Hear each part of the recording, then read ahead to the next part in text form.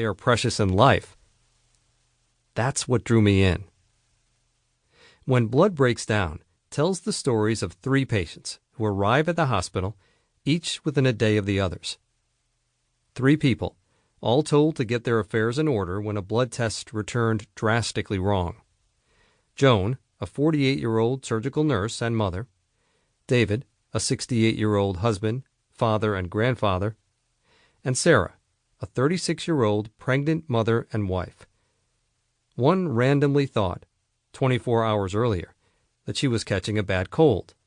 One, that he was getting older and slowing down. One, that she was exhausted from morning sickness.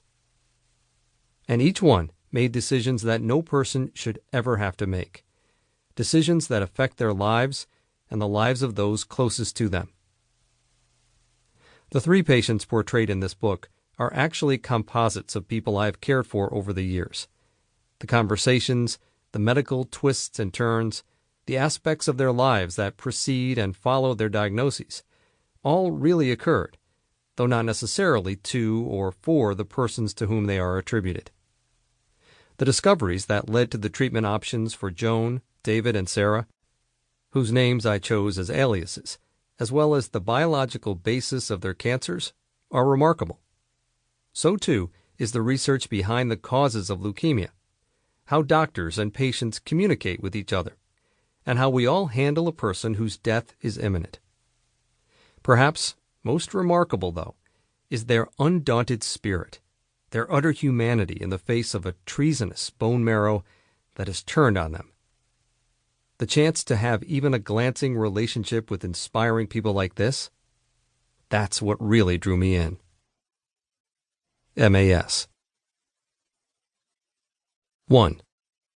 Leukemia arrives by dark of night.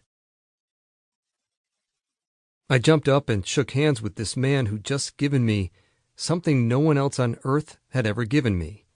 I may have even thanked him, habit being so strong. Raymond Carver, What the Doctor Said, 1989. Joan Walker was a surgical nurse in Wooster, Ohio, near Amish country, who couldn't understand why she had become so tired every day, almost falling asleep on her feet while assisting doctors in the operating room. It felt like someone stuck a huge syringe into me and sucked out the energy, leaving me more tired than tired.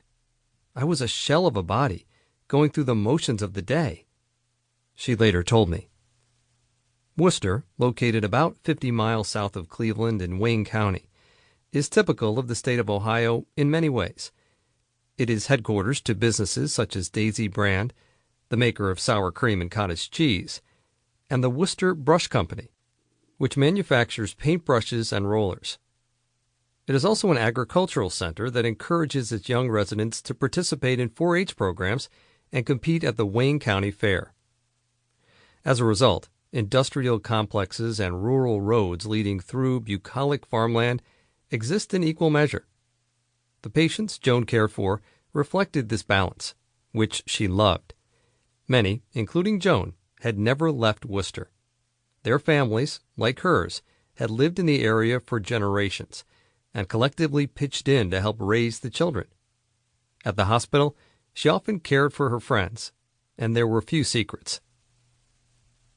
Perhaps it was years of waking up at 5 a.m. so she could be at the hospital on time for the first surgical case. Or the toll it took on her, being the single mom of 2, a son who barely made it through high school, and a difficult teenage daughter. It wasn't just tiredness. Her gums started to bleed every time she brushed her teeth, and she developed a rash on her legs under the compression stockings surgical nurses wear to combat the swelling that comes with hours of standing in the operating room.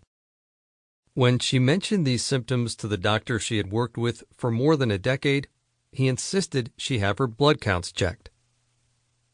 Early on a Wednesday morning, after the first surgical case of the day, she went to the hospital's lab.